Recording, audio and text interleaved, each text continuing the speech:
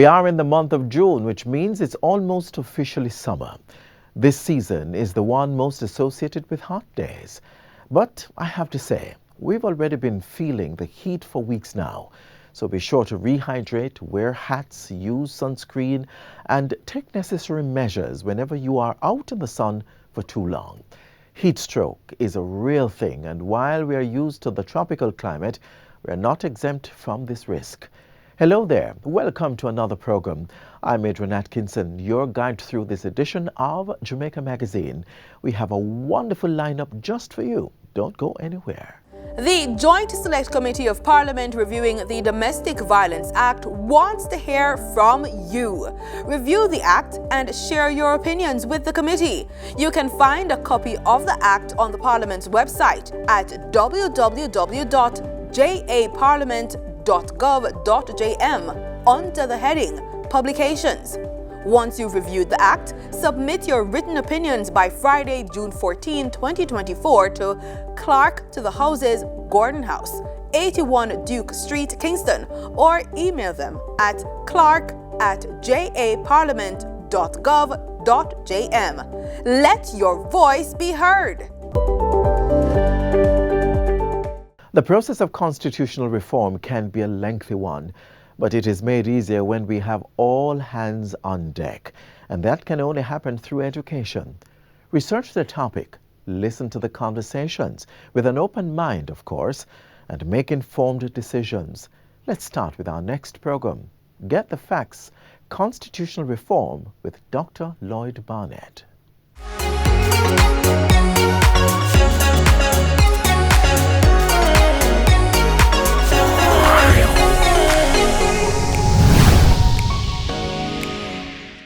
Welcome to Get the Facts, the show for the latest updates on current issues. I'm your host, Theodore Henry. Now, there's much discussion in the media about the constitutional reform work underway in the country right now. You may have opinions on the matter, but the subject is not an easy one, nor should it be taken lightly, as the fate of every individual in Jamaica is at stake. Here with me today is attorney at law Dr. Lloyd Barnett. With his long and distinguished career in law and public service, he will help us make clearer what is constitutional reform and its importance, in addition to the process that we are going through right now. Dr. Barnett, welcome to Get the Facts. Thank you for inviting me. This is such an important subject. Oh, it is. It is. So let's jump into getting the facts. Let's start with the basics, Dr. Barnett. What is meant by constitutional reform? It's really changing your basic legal instrument, because the Constitution governs us. Yeah. It governs how the people who govern the country are elected and what are their powers and the extent of their accountability to the people, so that it is the basic law. All other laws that are made have to conform with the Constitution.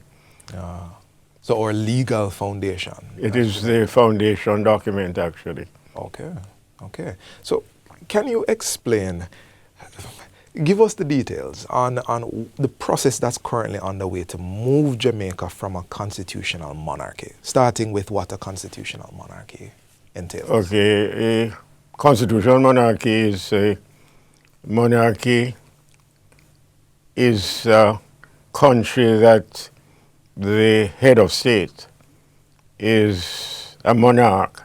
Usually that implies that it is not based on merit, but upon blood, some hereditary succession to the throne.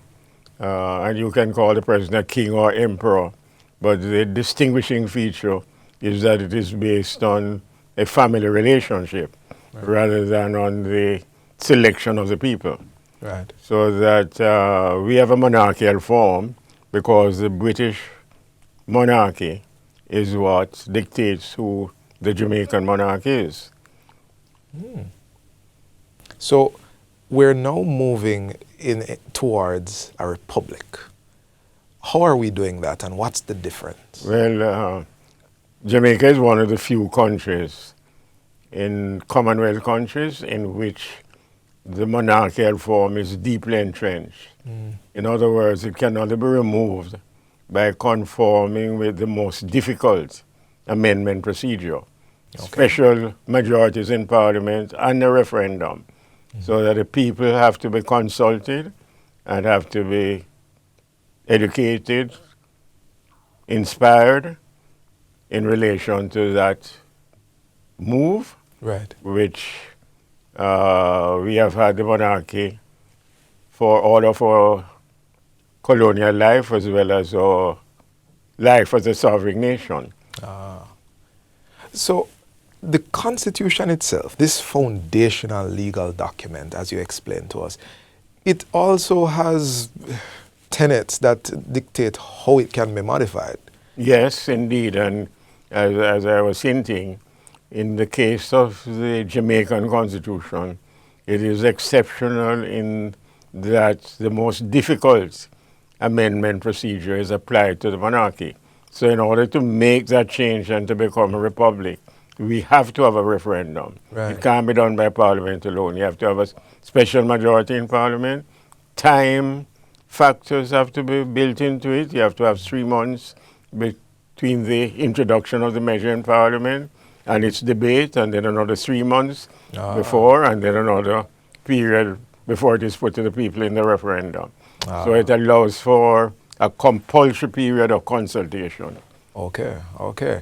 Those critical steps are very interesting. Where are we in that process? Well, we haven't tabled the bill yet, so that there is a compulsory consultation process. What we have been having is a consultation process before the formulation of the new constitution, so to speak. Okay. So if I'm understanding correctly, we're doing a pre-consultation. Yes, a pre-legislative process consultation, but it doesn't end there. Right. It continues afterwards, and there has to be debates in Parliament, and people will be entitled, the Jamaican people will be entitled to make submissions and make representations to any parliamentary committee that's established. Doc, I'm not sure if you keep up, like you listen to the radio and TV. And I listen to some, and unfortunately, not all persons really either understand the process or the implications. yes. Because constitutional reform is almost impossible without consensus.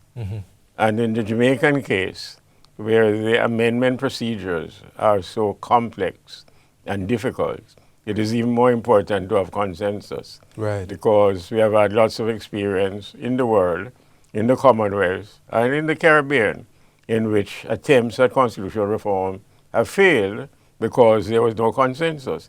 And consensus doesn't really mean only the existence of opposition to a measure, but the non-support. Because there have been cases in which a party, a national party, does not support, and the people sees this as a negative and votes negatively. I see.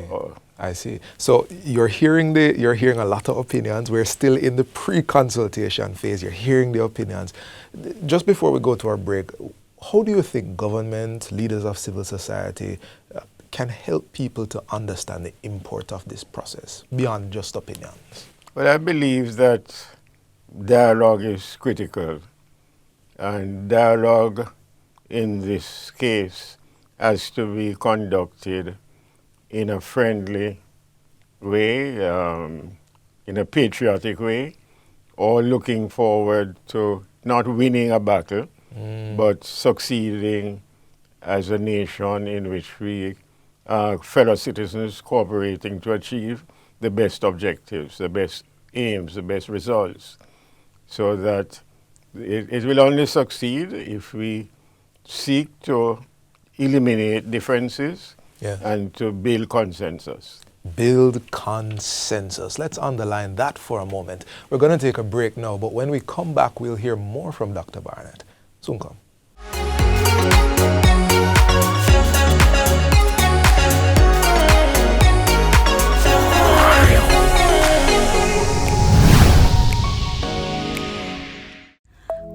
pensioners are our society's backbone, and we want to make sure they are cared for. That is why the annual pension exemption and age relief exemption has been increased to $250,000 each. You have worked hard for your country, and we want you to have a little more peace of mind in retirement. Your government is caring for you. The proceeding was brought to you by the Office of the Prime Minister.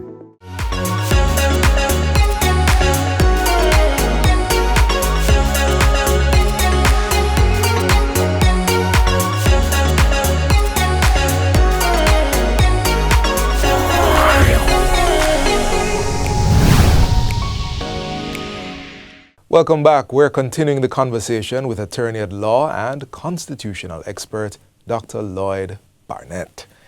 Dr. Barnett, let's pick up right where we ended. You had spoken about building consensus, you spoke about communication, you spoke about getting rid of the divisive elements because we all have to live here.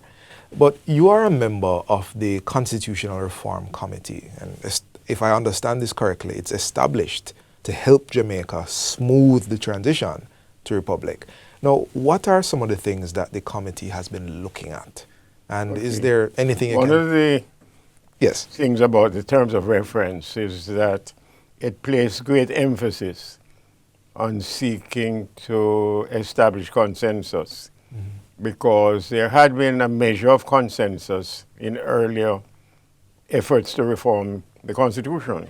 Being that And we there need were to reports, do it. yes, there were Okay. reports which made recommendations. Right. And there were parliamentary committees that affirmed the recommendations, so that certain things were agreed on, Right. like the establishment of the Republic and the Jamaicanization of the Constitution.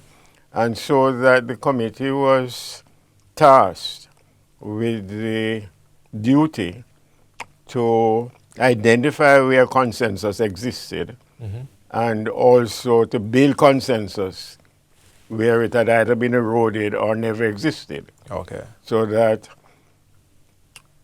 fortunately in a way, the two major changes, namely the Jamaicanization of the Constitution, that is that instead of a British End Council, our supreme law should be a Jamaican instrument, Right. made by Jamaicans in Jamaica and signed in the end by a Jamaican, Fair. instead of signed by a clerk in the Privy Council in London.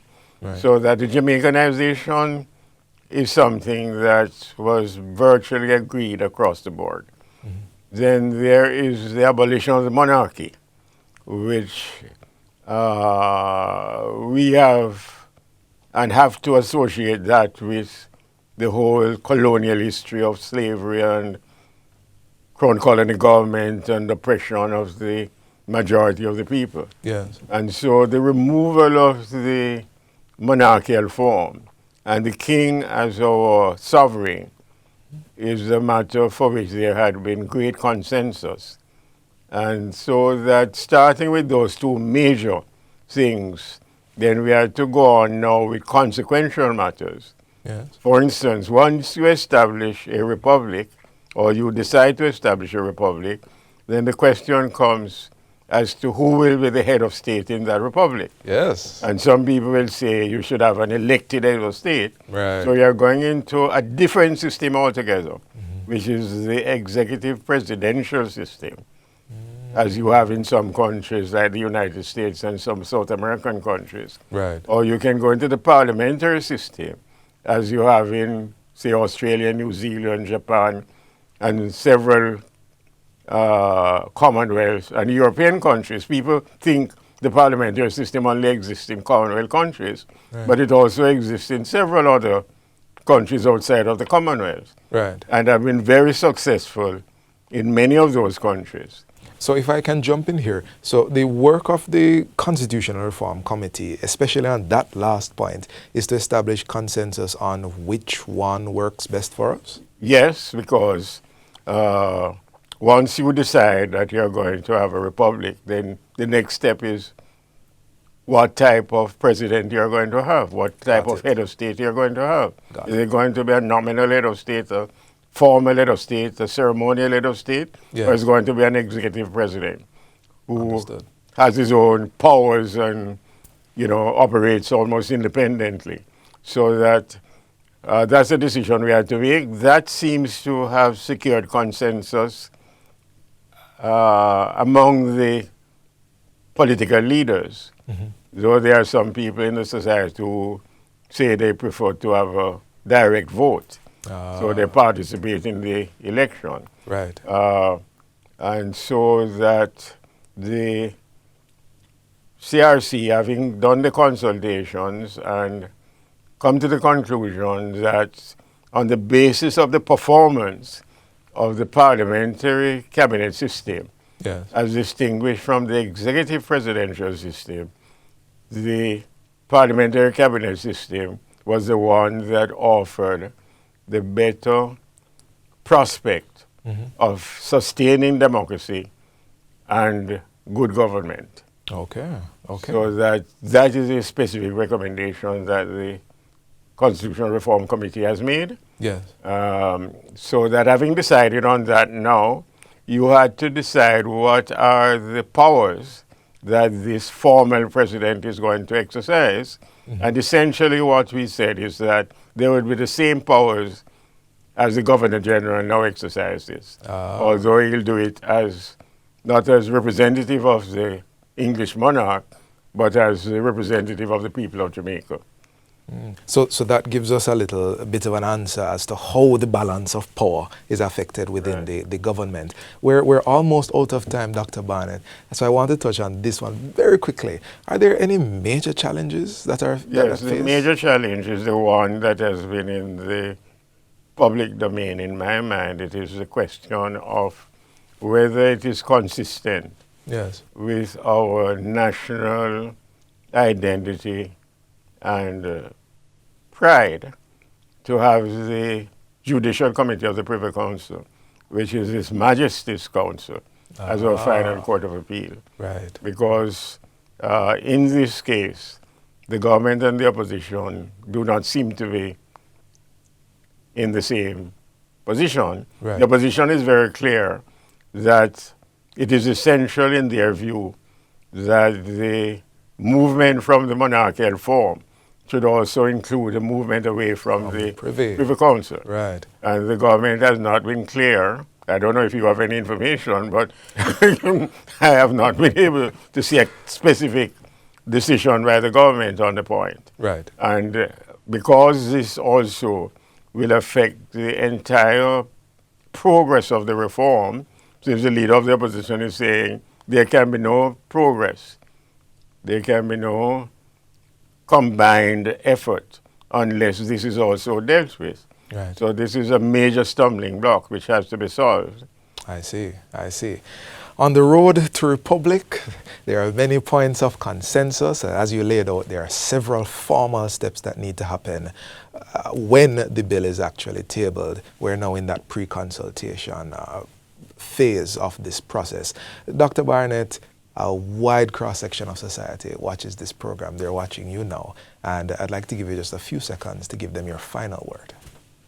Well, fellow Jamaicans, we have labored under the yoke of colonialism, and we have to stand together, work together to ensure that we establish Jamaica as our own without any imperial throne to look up to. And we must therefore be friendly in expressing our differences and resolute in our determination to solve those differences. Indeed, indeed. Dr. Barnett, we thank you for coming. It's my pleasure. All right, and we do appreciate you taking the time.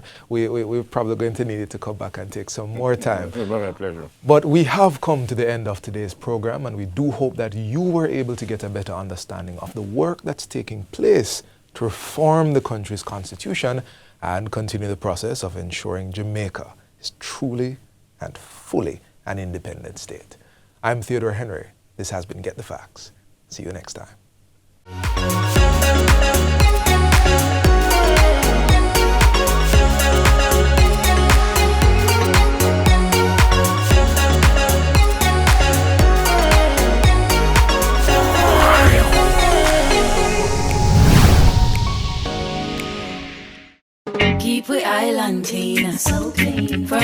peaks to the beach, so clean.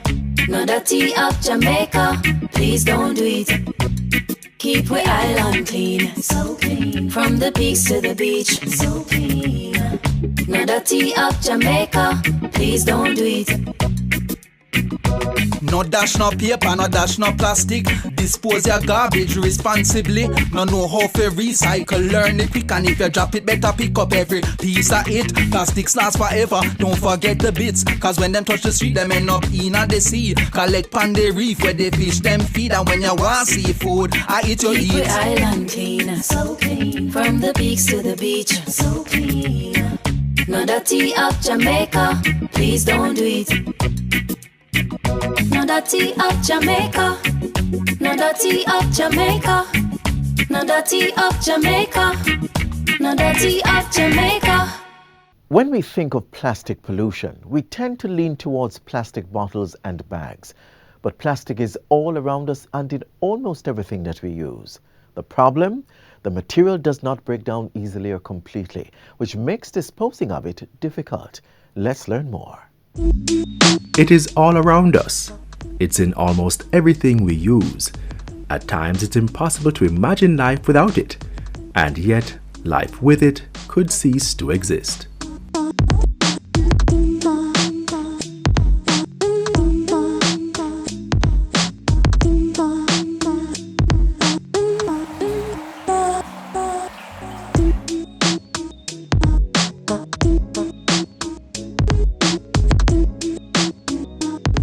Plastic pollution is caused by the accumulation of plastic waste in the environment. It has extensive impact on the environment, marine life, and human health, contaminating waterways, harming wildlife through ingestion and entanglement, and disrupting ecosystems. But if this thing is so dangerous, why did we begin to use it in the first place? Even better, why don't we just get rid of it? As humans lived and consumed much of the planet's resources, thinkers began to look for a better way to provide for the needs and desires of people while keeping the environment intact. After all, nature can only produce so much wood, metal, stone, bone, tusk, and horn. The search was one for something that could replace and spare the Earth's natural resources. John Hyatt invented celluloid, the first artificial plastic, but it was flammable. Leo Baekeland invented Bakelite, the one responsible for modern plastic. Bakelite was the first fully synthetic plastic, meaning it contained no molecules found in nature. Marketed as the material of 1,000 uses, Bakelite could be molded into almost anything, providing endless possibilities. The creation of new materials also helped free people from the social and economic constraints imposed by scarcity of natural resources. When advertisements praised celluloid as the savior of elephants and tortoise, of course that's something humans could get behind. Plastics began to replace other materials such as wood, glass, and fabric in our daily items. Thus, the plastic revolution began. Fast forward to now, and plastic is in everything that we use. Our bottles, kitchen utensils, food packaging, cell phones, televisions, computers, furniture, clothing, makeup, you name it. And thus the problem of plastic pollution. Did you know that almost every piece of plastic that you have used still exists? This is so because plastics do not biodegrade. That is, they do not decay naturally and in a way that is not harmful. Plastics generally only break down into smaller pieces, and even that will take some time. It takes about 20 years for a plastic bag to break down. Plastic water bottles and cups take 450 years. Our toothbrushes and disposable diapers take 500 years to break down. It means the things we use for our comfort and dispose of today will not disintegrate in our lifetime, causing not just problems for ourselves, but also for tomorrow's people. So with nowhere to go, plastics stick around and contaminate soil and waterways, disrupting ecosystems and harming biodiversity. Marine life, for instance, mistakes plastic debris for food, leading to ingestion and blockages in their digestive systems. This can cause injury, starvation, and even death. In addition, chemicals leaching from plastics can also harm marine organisms. The harm to our environment and animals from plastic waste impacts humans who use and ingest what nature creates. Microplastics have been found in seafood, salt, and drinking water, raising concerns about the health threat to humans by way of consumption. It contributes to the spread of diseases by providing breeding grounds for bacteria and other pathogens in stagnant water trapped in discarded items. It can harm human activities such as fishing, tourism, and recreation, which rely on healthy marine and terrestrial ecosystems. Furthermore, the economic costs of plastic pollution, including cleanup efforts and damage to infrastructure, ultimately affect communities. Additionally, exposure to chemicals present in plastic additives and pollutants absorbed by plastics may have long-term health implications, including endocrine disruption, reproductive issues, and cancer. Plastics are made from fossil fuels, which contribute to the climate crisis. In 2019, plastics generated 1.8 billion metric tons of greenhouse gas emission, which is about 3.8% of the global total. Addressing plastic pollution is crucial not only for environmental conservation, but also for safeguarding human health and well-being. So, what is to be done? We need to significantly reduce plastic production and limit its use. It's something that will not be easy, but which experts say must be done. Recycling, while of some help, will not solve the long-term problem. We need to phase out single-use plastics, something Jamaica has already started.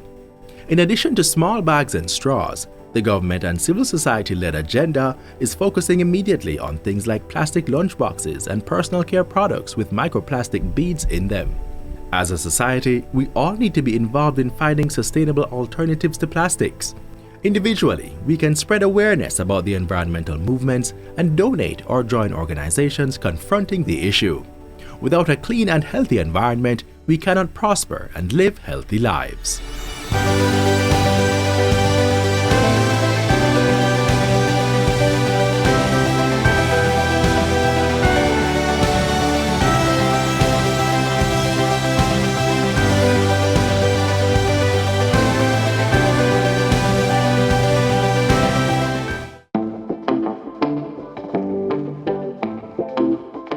Whatever you do, don't be this guy. Ladies and gentlemen, this is your lifeguard speaking. For your safety and that of those around you, please listen carefully to what I'm going to say next.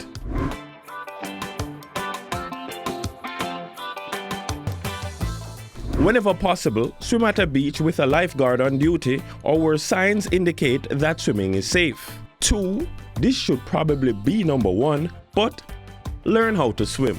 3. Stay in the designated swimming area. 4. Read and follow all guidelines and never swim alone. 5. If you fall into difficulty, raise your hand in the air and call for help. 6. Pay attention to local weather conditions and forecasts. 7. If you observe someone in distress, tell a lifeguard, or if you don't see one, phone 119 or 110 and request a Coast Guard. And before you swim off with this information, my friend Bernard has another tip for you. Everywhere you go, I see a fishing vessel like those small ones up there in the harbor. Anywhere you go and see those small vessels, that's the safest area to swim. We've come to the end of today's show. To catch a repeat of this or any other, feel free to log on to our website, jis.gov.jm. Until next time, I'm Adrian Atkinson. Do take care. This has been a production of the Jamaica Information Service, the voice of Jamaica.